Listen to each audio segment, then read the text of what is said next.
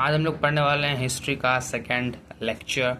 Basically ancient history का यह part है, वैदिक सिविलाइजेशन हम लोग देखने वाले हैं। ठीक है, ट्रांजिशन फ्रॉम हड़प्पन फेज से हम लोग क्या देखने वाले हैं, वैदिक एरा पे हम लोग आने वाले हैं। ठीक है, मोस्ट ज़्यादातर जो इन्फॉर्मेशन है हड़प्पन एरा का वो हमको मिलता है आर्कियोलॉजिकल एविडेंसेस से, और ज़्यादातर जो इन्फॉर्मेशन हमको मिलता है वैदिक एरा का वो हमको मिलता है लिटरेचर से। ठीक है, तो ये एक बेसिक डिफरेंस इन दोनों के बीच में। हड़प्पन एरा का ज़्यादातर इन्फॉर्मेशन आर्कियोलॉजिकल एविडेंसेस से मिलता है, और वैदिक एरा का ज़्यादातर जो इन्फॉर्मेशन है वो हमको मिलता है लिटरेचर से। अब देखते हैं क्या यूनिक है अबाउट वैदिक एरा में। ठीक है, जो वैदिक एरा है बेसिकली ये जो नाम इनको इस एरा को जो दिया गया है बेसिकली एक किस पीरियड का हिस्टोरिकल फेज बिटवीन 1500 बीसी से लेकर 600 बीसी के मध्य का ये एरा है। ठीक है, एक तरह का ये एक ऐसा फेज है जिसमें किस चीज़ का डोमिनेंस था, संस्कृत लैंग्वेज का डोमिनेंस था और रिचुअलिस्टिक रिलीजन का डोमिनेंस था। देखते हैं यहाँ पे कुछ अदर फीचर्स ऑफ वैदिक एरा। ठीक है, वैदिक एरा के कुछ और फीचर्स हम लोग देखते हैं यहाँ पे।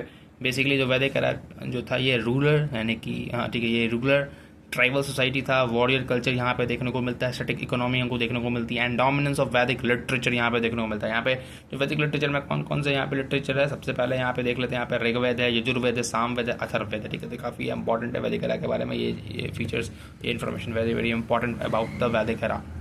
नेक्स्ट वन इज देखते हैं हम लोग यहाँ पे आर्यंस के बारे में देखेंगे। अकॉर्डिंग टू स्कॉलर्स, जो स्कॉलर्स हैं उनके अनुसार, जैसे कि मैक्स मिलर जर्मनी के स्कॉलर थे, फिलोफोसिस्टी आई थिंक है, फिलियोपोसिस्टी है, ये इटली के हैं। ठीक है, एंड मॉर्टिमर व्हीलर ये ब्रिटिश है।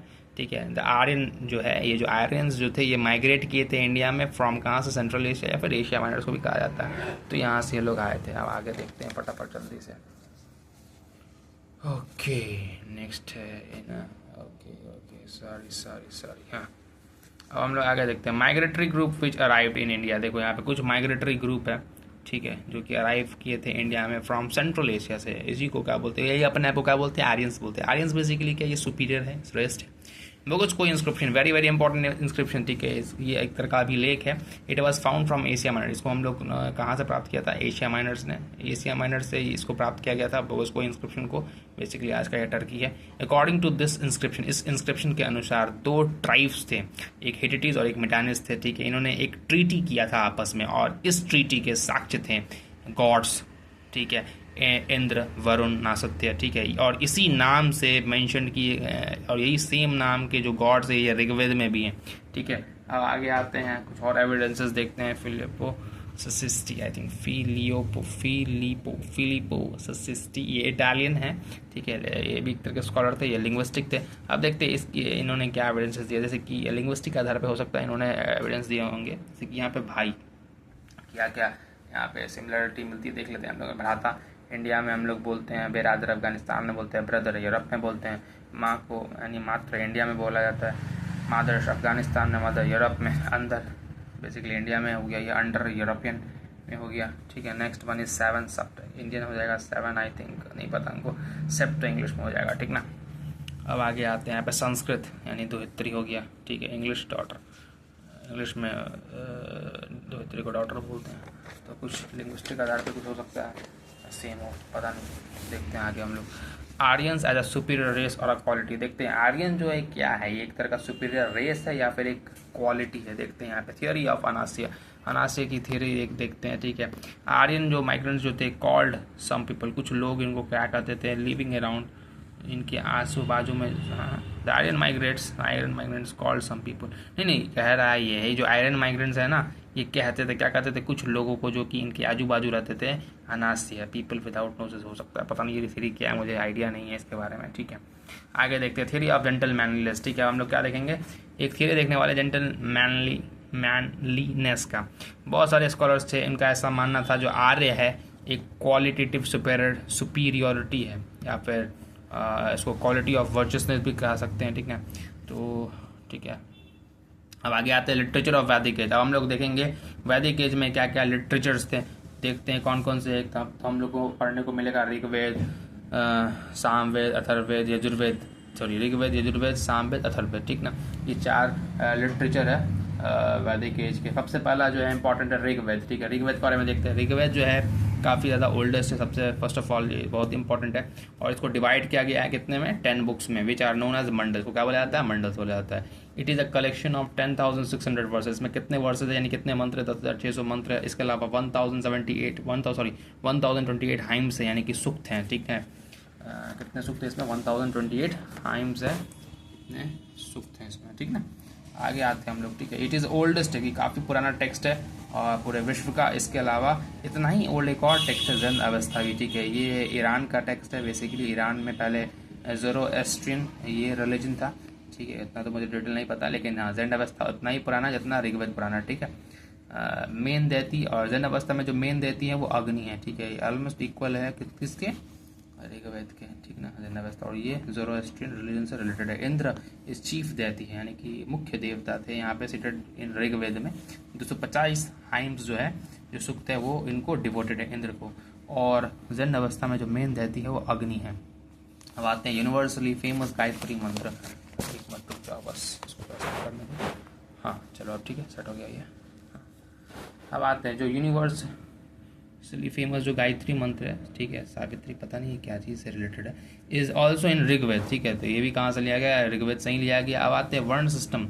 4 फोल्ड डिवीजन है सोसाइटी के यहाँ पे, ठीक है। और इसको जो लिया गया है पुरुषुक्त हाइम से लिया है। कौन सा हाइम से लिया है, पुरुषुक्त हाइम से लिया गया। ये 10वां मंडल में है, ठीक है। आर मेंशन्ड इन दिस वैदिक टेक्स्ट, और इस वैदिक टेक्स्ट में ये मेंशन्ड है। कॉल्ड एज और देखो इस ऋग्वेद को हम लोग क्या क्या कह सकते हैं, अपरुष यानी कि डिवाइन नॉलेज फ्रॉम देवताओं के द्वारा ये डिवाइन नॉलेज है, ठीक है। एंड श्रुत ज्ञान, सुना हुआ ज्ञान। इसका जो रिसाइटर है, यानी कि जो इसको जो पढ़ने वाले हैं उनको क्या बोलते हैं, होत्री बोलते हैं। क्या बोलते हैं उनको, होत्री। अब हम लोग आते हैं, हाँ देखो कुछ इंपॉर्टेंट चीज़ें हैं यहाँ पे देख लेते हैं फटाफट, ठीक है। तो ऋग्वेद में जो मारुत है वो आंधी तूफान के देवता है, ठीक है। वरुण जो है वो सागर के देवता है। आदिति देवी हैं। उषा सुंदरता की देवी हैं। मित्र जो है सूर्य देव का नाम है। तो ये देवताओं के नाम है ऋग्वेद में, ठीक है। अगर इसमें से कुछ गलत हो गया हो तो मुझे माफ़ करना भाई, अगर आपको पता हो तो मुझे बताइएगा ज़रूर। Rigveda is also called as कुल ग्रंथ को। ऋग्वेद को हम लोग क्या बोलते हैं, कुल ग्रंथ भी कहते हैं, बिकॉज क्योंकि ये कंटेन करता है इन्फॉर्मेशन, ठीक है। किस चीज़ों का इन्फॉर्मेशन, अबाउट द गोत्रास, ठीक है। गाय बांधने का स्थान बेसिकली ऑफ आर्यंस, ठीक ना। अब आगे आते हैं हम लोग यहाँ पे सेकेंड और से लेके 7 चैप्टर, यानी सेकेंड से लेके 7 चैप्टर जो है ना, ये काफ़ी ज़्यादा ओल्डेस्ट, काफ़ी ज़्यादा पुराना है। और बाद में जो ऐड किया गया है 1, 8, 9, 10, ये जो 4 चैप्टर्स बाद में ऐड किए गए हैं। इसमें जो मंडल है इस इसमें जो मंडल है एक जो डिवोटेड है गॉड सोम को। अब ये सोम क्या है, एक तरह का लॉर्ड ऑफ प्लांट है, ठीक है। सोम बेसिकली एक तरह का रस है, एनर्जाइजिंग ड्रिंक है। अब आगे आते हैं हम लोग सेकंड पे, यजुर्वेद पे हम लोग आते हैं। कौन से वेद पे आते हैं, यजुर्वेद के ऊपर आते हैं। ये जो यजुर्वेद है, तो यजुर यानी कि यज्ञ, जो ओल्डेस्ट लेयर ऑफ यजुर्वेद है, हैज़ 1875 वर्सेस। इसमें कितने वर्सेस है, 1875 वर्सेस है, ठीक है।